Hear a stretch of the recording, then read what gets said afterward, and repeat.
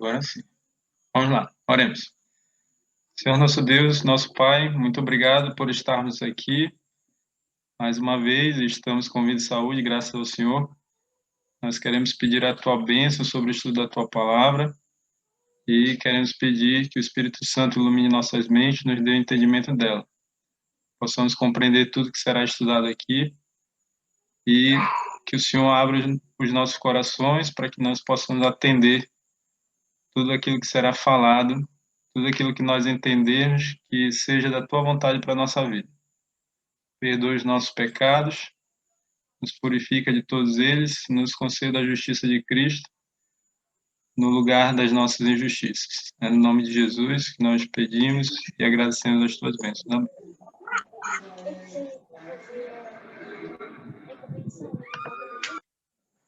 Bem, vamos lá, meus amigos. O tema da mensagem de hoje é o que virá depois da Covid-19. Tá?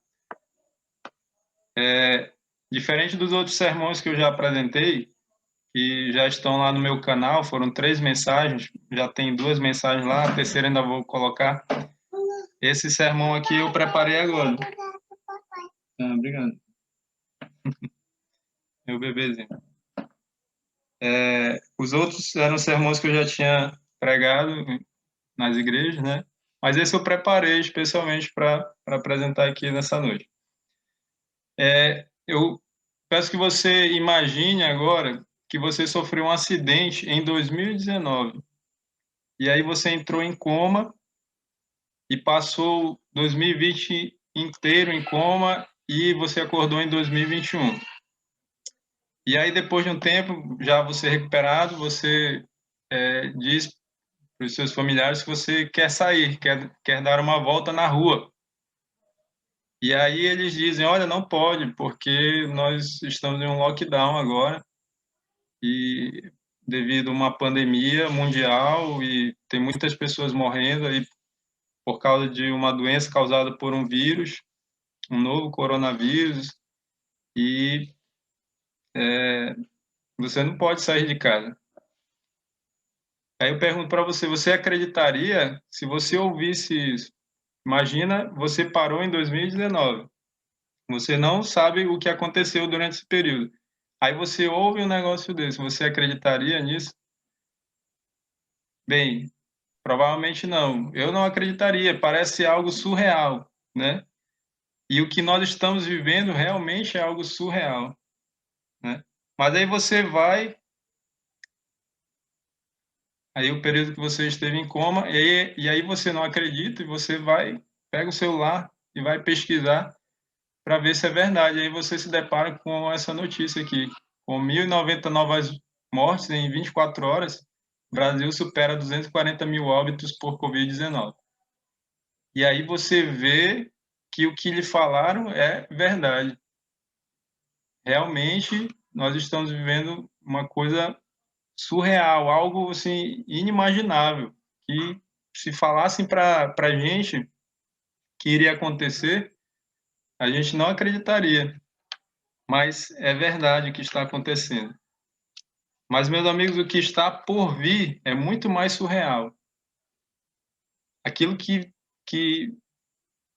acontecerá nesse mundo, conforme está registrado na palavra de Deus, é muito mais surreal do que o que nós estamos vivendo hoje. Você quer saber o que está por vir? Então, eu convido você a estudar a Bíblia e especialmente as profecias de Daniel e Apocalipse. E se você quiser saber mais sobre as profecias de Daniel e Apocalipse, nós estamos iniciando uma classe bíblica nesse próximo sábado agora, e você está convidado para participar. Nessa classe bíblica nós vamos estudar as principais profecias de Daniel e Apocalipse. E aí você vai ter uma visão daquilo que a Bíblia apresenta sobre o tempo do fim, aquilo que vai acontecer nos nossos dias, né? Porque nós estamos vivendo no tempo do fim. Ok? Eu quero ler com vocês um texto que está em Apocalipse 7. Esse é o texto base da mensagem. Tá? Então, se você está com a sua Bíblia aí, abra em Apocalipse 7.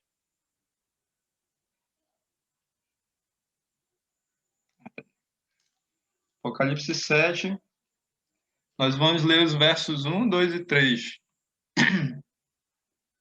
Tá? Se você estiver sem Bíblia aí, o texto está aí na tela. Diz assim, ó: Depois disto, vi 4 anjos em pé nos 4 cantos da terra, conservando seguros os 4 ventos da terra, para que nenhum vento soprasse sobre a terra, nem sobre o mar, nem sobre árvore alguma. Desculpa. Vi outro anjo que subia do nascente do sol, tendo o selo de Deus vivo, e clamou em grande voz aos 4 anjos, aqueles aos quais fora dado fazer dano à terra e ao mar, dizendo: Não danifiqueis nem a terra, nem o mar, nem as árvores, até selarmos na fronte os servos do nosso Deus.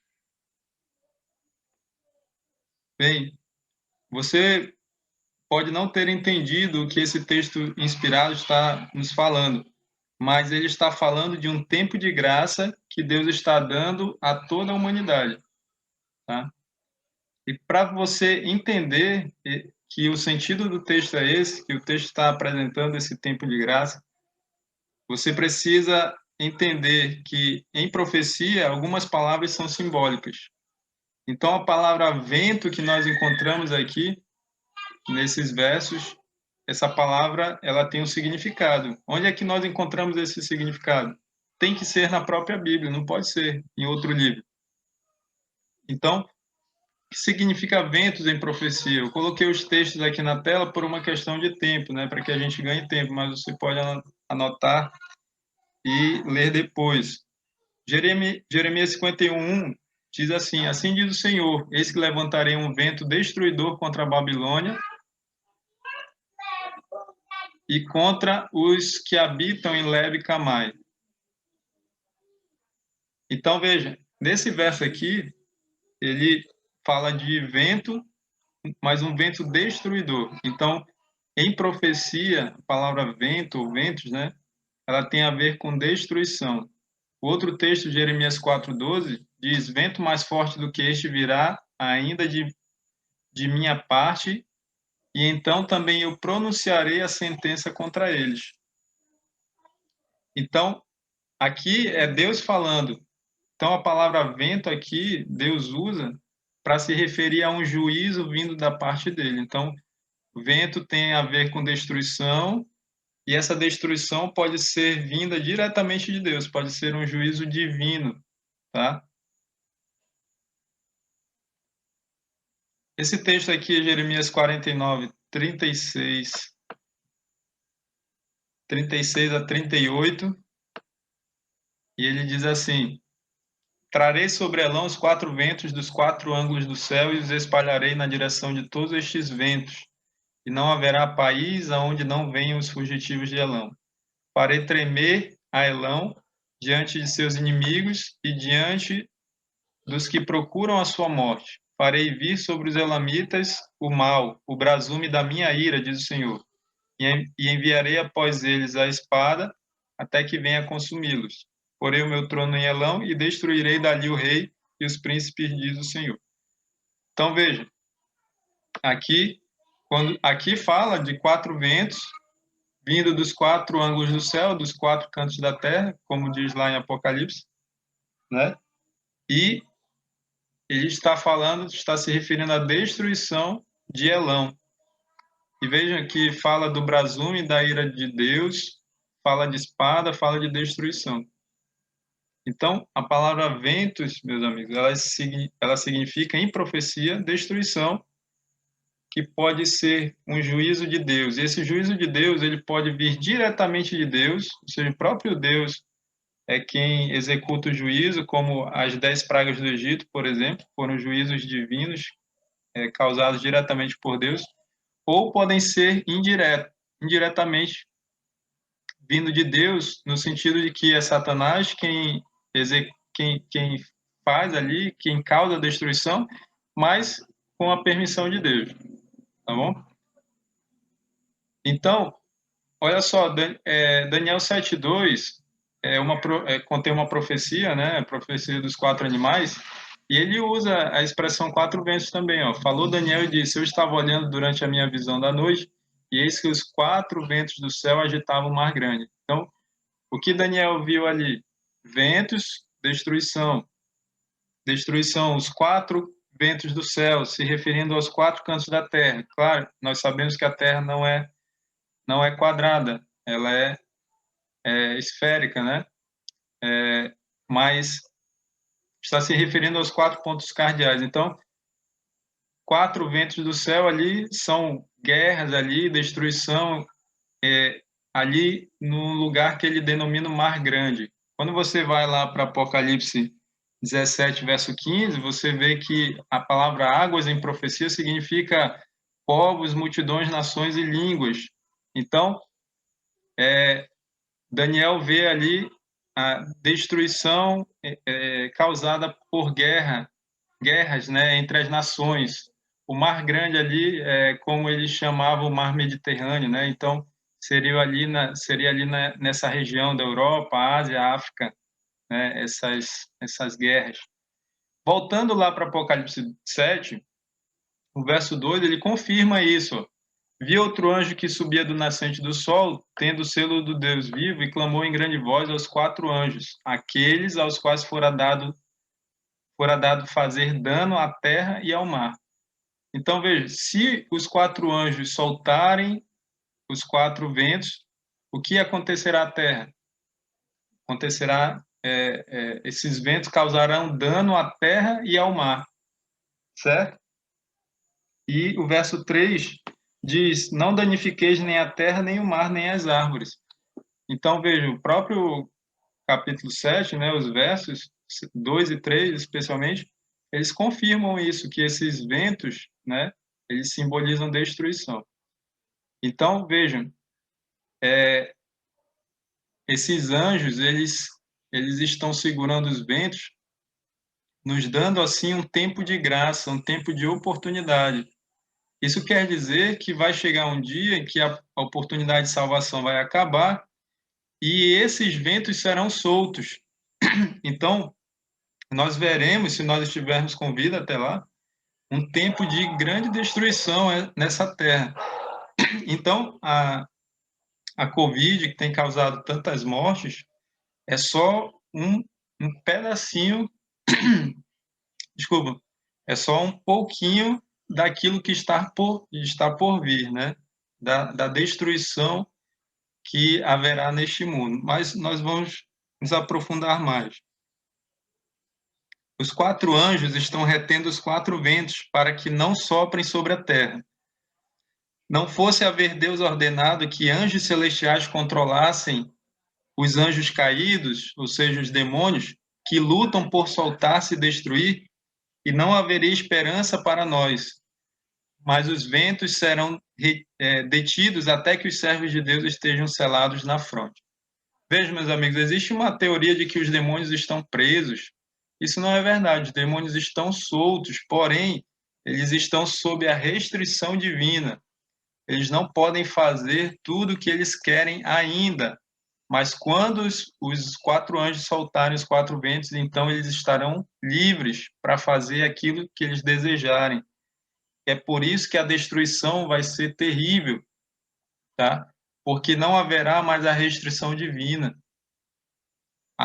que nós temos ainda hoje, tá? Mas nesse tempo não haverá. Deus está nos dando, então, meus amigos, um tempo de graça. Sempre antes dos juízos divinos existe um tempo de graça ou um tempo de misericórdia, se você quiser chamar assim.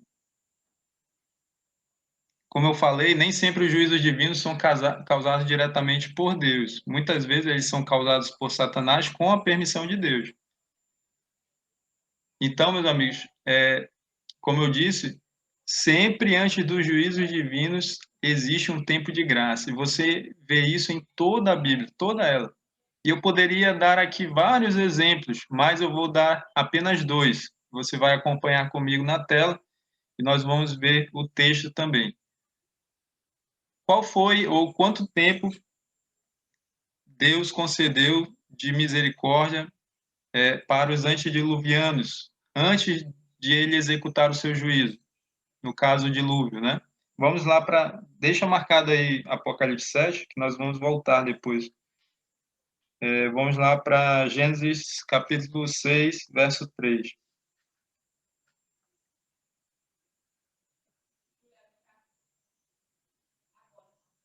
Diz assim, ó: Então disse o Senhor: O meu espírito não agirá para sempre no homem, pois este é carnal, e os seus dias serão 120 anos. Veja, depois que Deus anunciou o dilúvio, Deus concedeu aos seres humanos, ali aos antediluvianos, 120 anos de graça. Esse foi o tempo em que eles tiveram para se arrepender dos seus pecados e aceitar a mensagem de Noé e entrar na arca para terem suas vidas salvas, o que não aconteceu. Nós sabemos que só entrou Noé, sua mulher, seus 3 filhos e as mulheres dos seus 3 filhos. 8 pessoas apenas. Vamos para o capítulo 7 agora, o verso 16, para vermos o fim desse tempo de graça.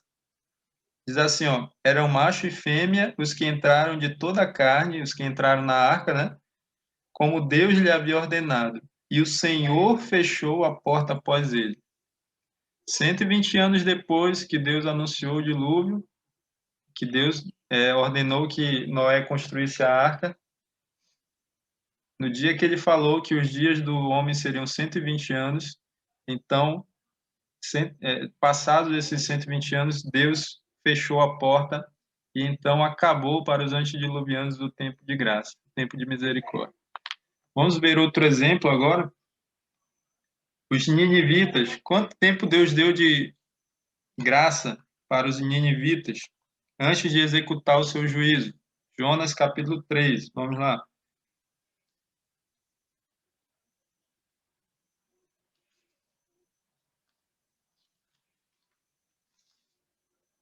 Jonas capítulo 3, verso 4.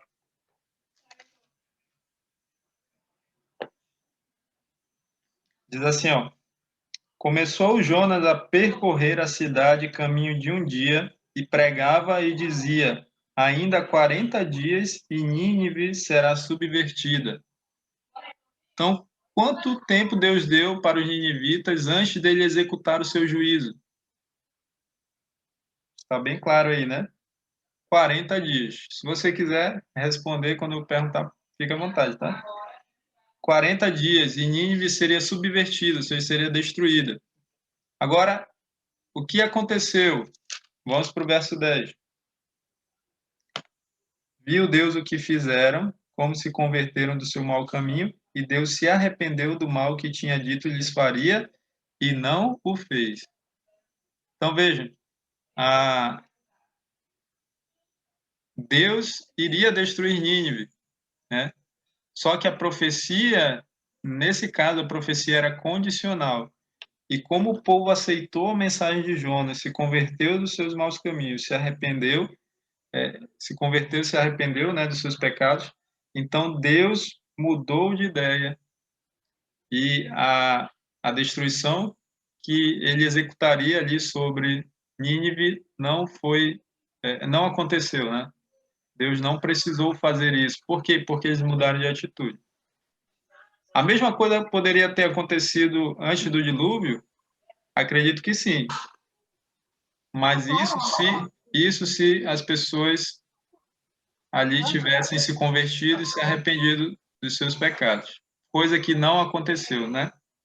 E nós vemos isso pelo próprio fato deles não terem entrado na arca.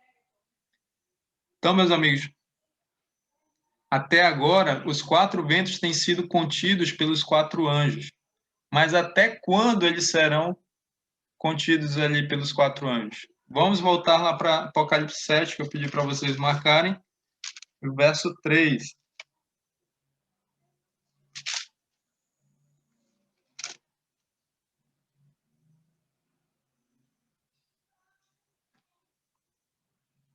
Diz assim, dizendo: Não danifiqueis nem a terra, nem o mar, nem as árvores, até selarmos na fronte os servos do nosso Deus. Então, até quando os anjos vão segurar os quatro ventos?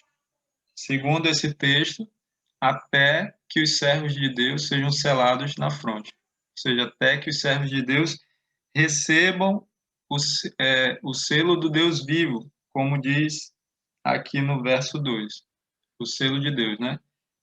Então, hoje os anjos estão segurando os ventos da destruição e então Deus está nos dando um tempo de graça, porque sempre antes do juízo divino existe um tempo de graça, de misericórdia. Nós estamos vivendo nesse tempo de graça, nesse tempo de misericórdia. E no dia em que os servos de Deus forem selados na fronte, e isso ainda não aconteceu, mas em breve vai acontecer, num futuro bem próximo. E esse é um dos temas que nós vamos estudar na classe bíblica. Por isso que eu convido você para estudar, e aí você vai entender o que é o selo de Deus e quando é que isso vai acontecer. Então, quando os servos de Deus forem selados na fronte, com o selo do Deus vivo, então os anjos vão soltar os quatro ventos. E aí eu pergunto para vocês, quantos receberão o selo de Deus? A maioria ou a minoria? O que você acha? É a sua opinião agora, né? Quantos receberão o selo de Deus? Você acha que vai ser a maioria ou a minoria das pessoas? Minoria. Infelizmente vai ser a minoria. Bem, então, Mirna disse minoria. Quem mais falou aí? Minoria. Quem foi que falou agora? Eu também acredito que seja minoria. Eliseu. Minoria. Ok, então a maioria acha que é a resposta é minoria, né? É isso mesmo, meus amigos. A minoria receberá o selo de Deus. Então, não pensem que a maioria das pessoas serão salvas. A própria Bíblia fala isso, né? Jesus falou: são poucos os que serão salvos, são poucos os que vão entrar pela porta estreita e vão andar E no que caminho estreito. os perdidos serão como a areia do mar. Exatamente, os perdidos serão como a areia do mar, e lá em Isaías diz que poucos homens restarão, né? Os seres humanos serão, os homens serão queimados e poucos restarão, diz lá em Isaías. Então, a Bíblia sempre apresenta que o número dos salvos é muito menor do que o número dos perdidos. Então, a minoria das pessoas receberá o selo de Deus, infelizmente. Então, meus amigos, ainda há uma obra a ser efetuada.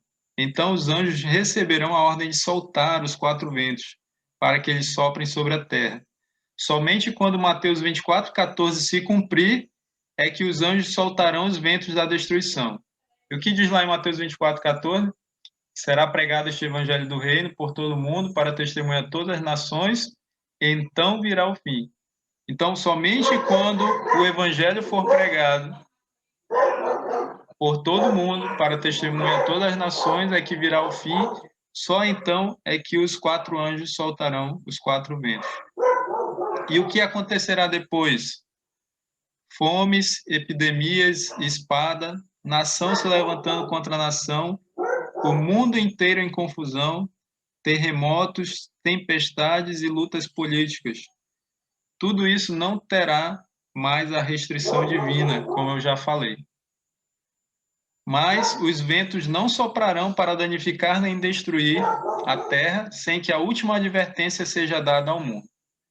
Qual é essa última advertência que deve ser dada ao mundo? Como nós vimos aqui, precisa ser pregado o evangelho do reino a todo mundo, a todas as pessoas. Especialmente as três últimas mensagens de advertência de Deus para a humanidade. Onde é que você encontra essas três advertências? E aí isso aqui é tarefa para casa, para vocês lerem.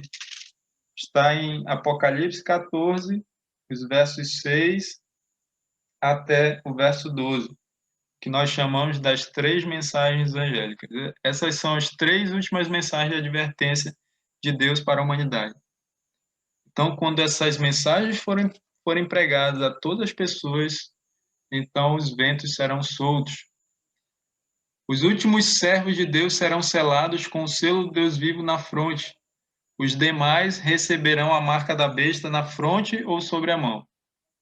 Jesus, então, terá terminado sua obra no santuário celestial, a sua obra de juiz e de advogado dos pecadores. O destino eterno de todos estará selado. Então se cumprirá Apocalipse 22:11, que diz: continue o injusto fazendo injustiça, continue o imundo ainda sendo imundo, o justo continue na prática da justiça e o santo continue a santificar-se. Em outras palavras, Jesus está dizendo: quem está salvo continuará salvo, quem está perdido continuará perdido. E isso até a volta de Jesus. E aí, o que vai acontecer nesse espaço de tempo entre o fechamento da porta da graça, que é esse momento em que Jesus vai terminar a sua obra no santuário celestial, e a volta de Jesus, a segunda vinda de Jesus? O que vai acontecer? O que vai acontecer está em Apocalipse 16. Folheie aí a sua Bíblia até Apocalipse 16. Aqui fala dos 7 flagelos, ou as 7 pragas. E aí, meus amigos, nesse intervalo, Deus vai derramar as 7 pragas, ou os 7 flagelos sobre a humanidade, sobre os pecadores. E só depois de derramado o 7º flagelo, né, é que Jesus voltará.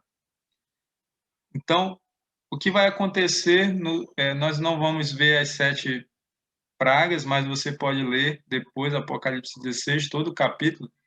Mas veja, aqui, os versos 12 a 16, você encontra o 6º flagelo. E aqui fala aqui de 3 espíritos imundos, que são espíritos de demônios, operadores de sinais, que vão se dirigir aos reis do mundo inteiro, com o fim de ajuntá-los para a peleja do grande dia do Deus Todo-Poderoso. Então os ajuntarão, né, no lugar que em hebraico se chama Armagedon. Você já deve ter ouvido essa palavra, né? É até título de filme. Mas esse é o verdadeiro Armagedon. É quando esses 3 espíritos imundos vão reunir os reis da terra, do mundo inteiro, ou seja, os governantes, né, aqueles que têm o poder político, e eles vão ajuntar todos estes para a peleja do grande dia do Deus Todo-Poderoso. Então, Armagedon é essa última batalha entre Satanás e os seus servos, né? E entre Jesus e os seus servos aqui na Terra. E isso vai acontecer antes de Jesus voltar. E aí, então, será derramada a 7ª e última taça, e essa eu quero ler com você, a partir do verso 17. Que está dizendo que eu tenho 10 minutos. Vamos tentar encerrar nesses 10 minutos aqui. Então derramou o 7º anjo a sua taça pelo ar, e saiu grande voz do santuário do lado do trono, dizendo: feito está. Olha só, o momento que Jesus vai dizer: está feito, está terminado. Jesus terminando a sua obra de juiz e de advogado dos pecadores, lá no santuário celestial. E o que vai acontecer depois? E sobrevieram relâmpagos, vozes e trovões, e ocorreu grande terremoto, como nunca houve igual, desde que há gente sobre a terra. Tal foi o terremoto forte e grande. E a grande cidade se dividiu em 3 partes, e caíram as cidades das nações. E lembrou-se Deus da grande Babilônia para dar-lhe o cálice do vinho do furor da sua ira. Todas as ilhas fugiram, e os montes não foram achados. Também desabou do céu sobre os homens grande saraivada, com pedras que pesavam cerca de 1 talento. E por causa do flagelo da chuva de pedras, os homens blasfemaram de Deus, porquanto o seu flagelo era sobremodo grande. Então, meus amigos, veja o que a Bíblia revela do que vai acontecer antes de Jesus voltar. Imagina o caos que será essa terra antes da volta de Jesus. Só uma correção, eu disse que quando Jesus disser aqui feito está, ele está terminando a sua obra de juiz e de advogado. Na verdade, ele terminou antes, ele terminou lá atrás, um pouco antes, quando o evangelho foi pregado a todas as pessoas, e todos tiveram a oportunidade de decidir de que lado vão ficar. Se vão ficar do lado de Jesus e da sua palavra, esses vão receber o selo do Deus vivo, ou se vão ficar do lado da besta, Satanás, da besta, né? Satanás e da besta, desculpa, e vão aceitar mandamentos de homens, esses vão receber a marca da besta. E então, ali Jesus termina a sua obra. Quando Jesus disser esse Irmão, feito... Oi. Deixa eu só terminar aqui. Deixa eu só terminar aqui, aí pode falar, tá?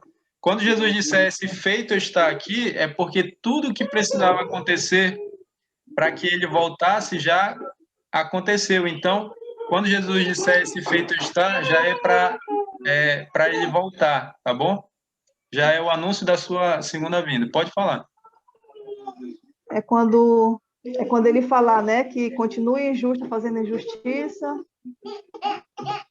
Aquela parte lá, né? Não, isso daí ele falou lá quando ele terminou a sua obra de advogado, tá? Ah, tá. Aí, a partir de lá, Entendi. quem está salvo, está salvo. Quem está perdido, está perdido. Tá bom? Tá, Só ok. essa Tá. correção que eu queria fazer. Então, meus amigos,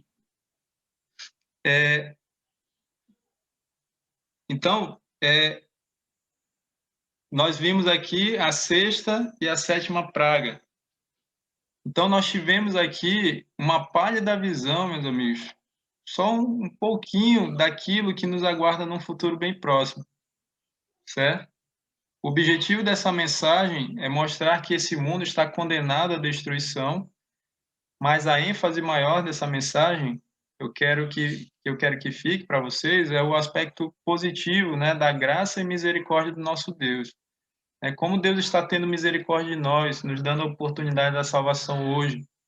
E aí eu quero ler com você 2 textos para a gente concluir.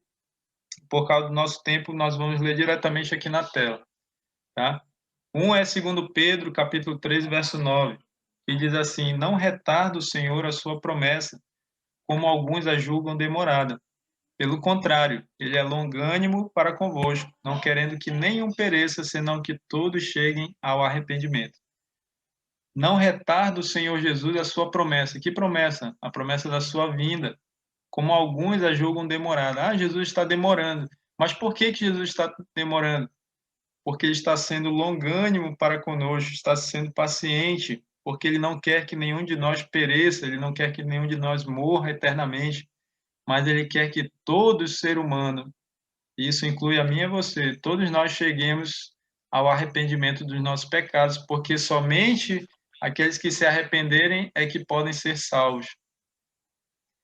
E então, meus amigos, concluindo, como é que nós podemos estar preparados para tudo isso que temos que enfrentar? O próprio Jesus responde essa pergunta lá em Lucas 21, versos 34 a 36.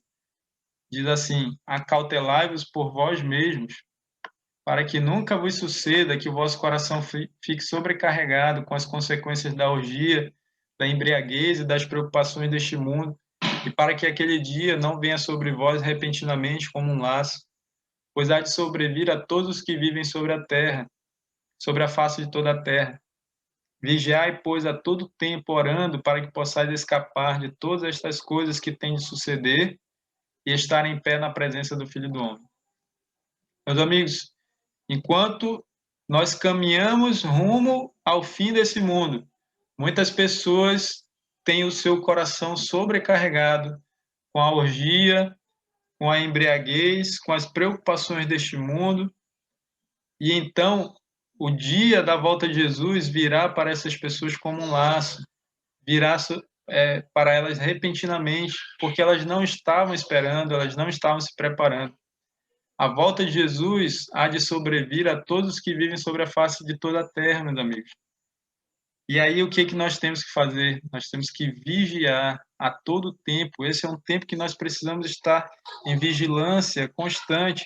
Essa vigilância inclui o estudo da Palavra de Deus, por isso eu convido você a participar da minha classe bíblica, para que você se aprofunde no estudo da Palavra de Deus.